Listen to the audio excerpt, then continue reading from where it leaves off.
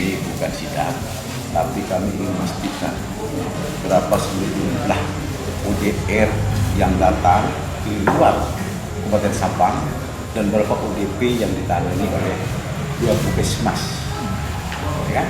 Dan 2 puskesmas. Kami ingin mengevaluasi setiap kegiatan kami, tentunya demi kegiatan Sampang. Saya ingin Sampang bertahan di zona itu. Tentunya itu tidak gampang mempertahankan zona itu. Perlu pergerakan cepat, perlu kerja nyata dengan lebih banyak. Kita dunia sosial, tidak ada uang perjalanan apa segala macam. Dan tanggung jawab moral kami kepada rakyat kami. Ya. Nah, di hari ini atau di malam ini kami ingin mendata dan ingin tahu data sebenarnya, karena kita punya tim kabupaten, kita amankan.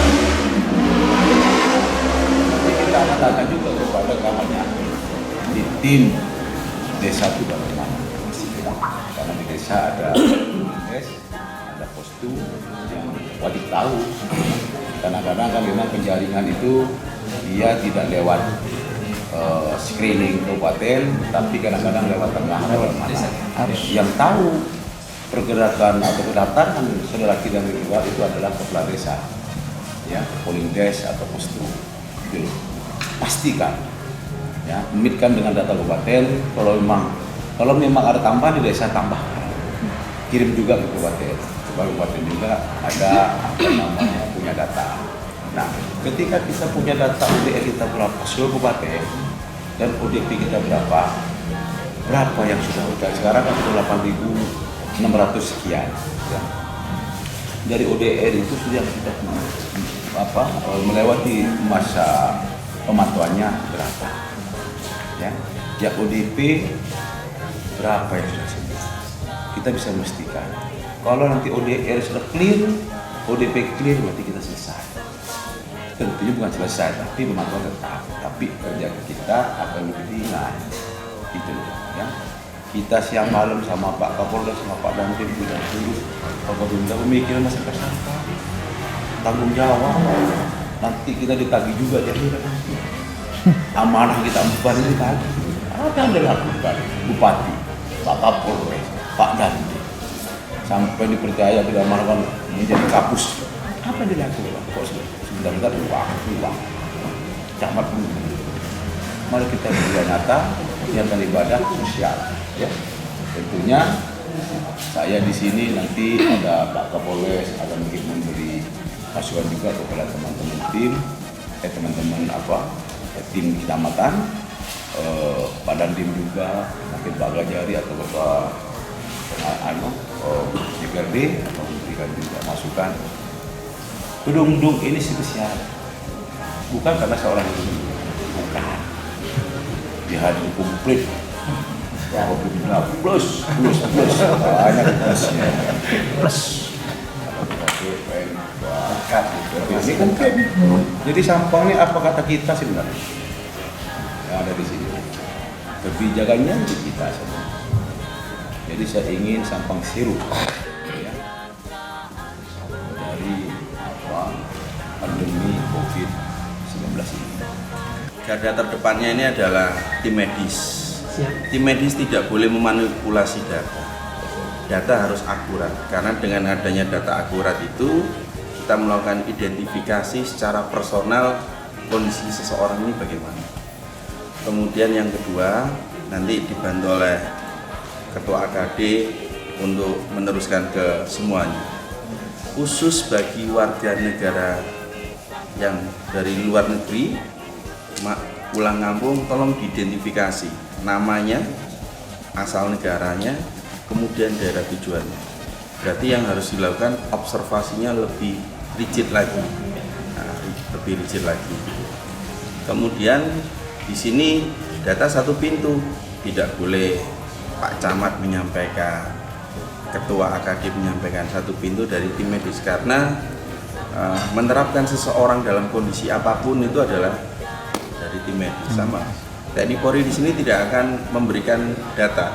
Saya sama Pak Dandim ini menganalisa, kalau kemarin di Timbangan saya belajar ilmu sebaran, di mana sebaran masyarakat ini yang ekspansi dari luar masuk ke sini, ini kemana? Nah, dengan adanya sebaran ini paling tinggi, berarti di sini harus dilakukan penetrasi, pendalaman.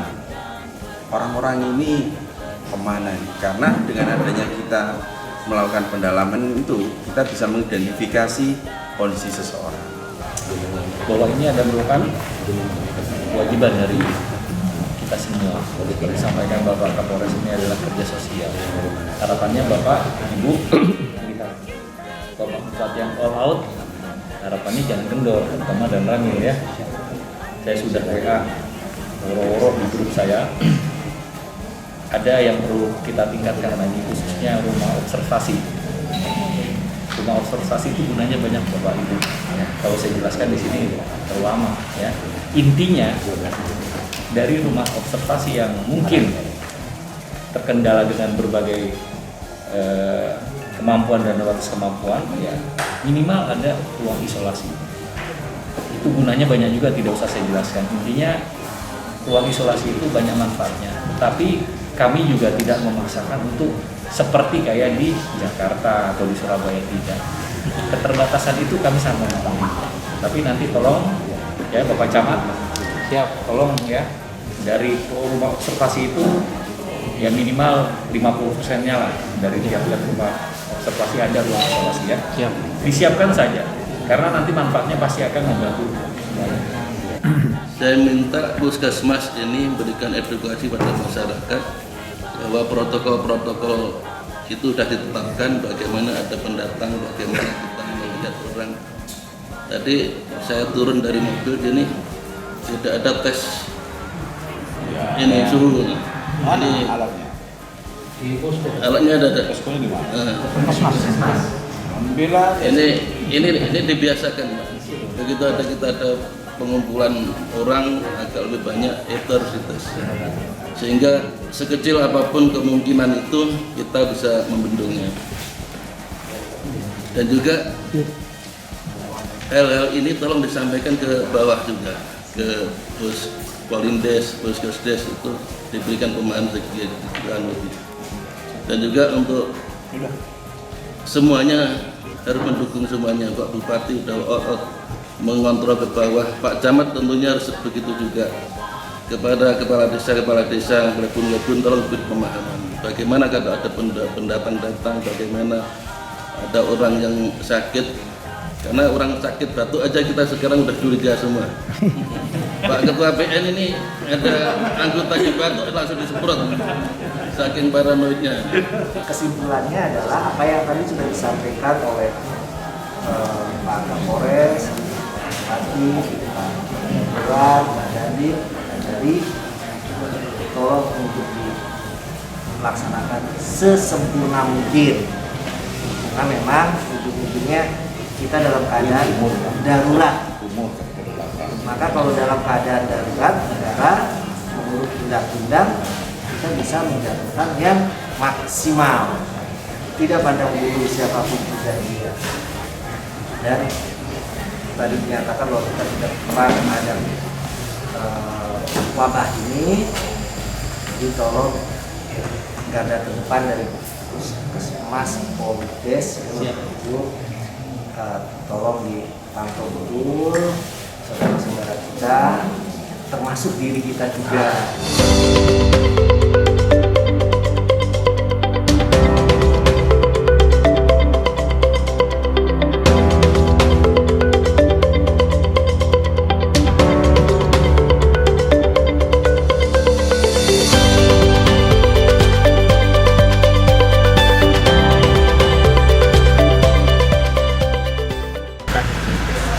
Kami sudah bergerak di kecamatan baru 12 kecamatan.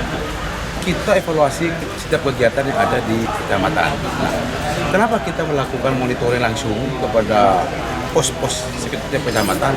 Kami ingin mengevaluasi kinerja dari pada tiap kecamatan sampai kabupaten. Ya, saya ada sinkronisasi data antara desa, kecamatan, dan kabupaten supaya kita melakukan langkah-langkah atau membuat program-program kebijakan tidak salah arah. Tentunya itu ya. tentunya kita bergerak ini niatkan ibadah semua dan kita bergerak niat dengan niat sosial.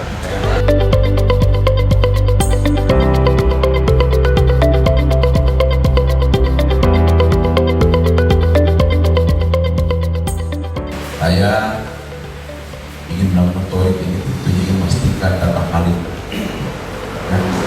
Data valid, tapi sebenarnya kita tahu ini nggak valid sesuai data di bawah. Ya. Tidak valid. Maka kita akan memastikan ketika sudah tahu langkah-langkah apa yang dilakukan oleh kecamatan sampai ke desa, ya, termasuk data, baru kita evaluasi bersama. Tapi kita sudah bergerak di kecamatan, di sini 13 kecamatan, dari 13 kecamatan kita sudah bisa menarik nilainya sebenarnya. Kalau masalahnya kita sudah tahu, ya, termasuk data yang Bapak Ibu sebentar lagi akan sajikan juga nggak valid juga, bisa jadi satu persatu yang nggak valid. Daripada emosi marah-marah dan nggak usah. Nah, tentunya nanti setelah Bapak Ibu sajikan data ke kami, ya saya tekankan bukan masalah datanya, tapi saya tadi sudah di jalan sudah usaha saya telepon kepala dinas kesehatan, ya, kepala dinas kesehatan dari sini nanti akan mengundang Bapak Ibu sekalian kampus kepada kampus, termasuk izin Pak Kapolres, nanti tim kita akan mengundang Kasdim dan Bapak Pop, ya, untuk melakukan monitoring sampai kemana. Kami akan memastikan berapa sebenarnya ODR yang tersebar di Kabupaten Sampang, berapa ODP, ya, dan bagaimana keadaannya sekarang. Itu yang kami akan pastikan, ya. Karena saya ingin ketika kita tahu data kita valid, maka langkah apa, kebijakan apa yang akan kami ambil, itu tentunya, ya. Termasuk nanti akan pasti masalah ini akan berdampak kepada sosial ekonomi. Apa yang kami akan lakukan, gitu. Kami akan memastikan, dan saya punya keinginan kami bergerak siapa lalu Kopimda ini, tentunya saya ingin memastikan bahwa Sampang ini tidak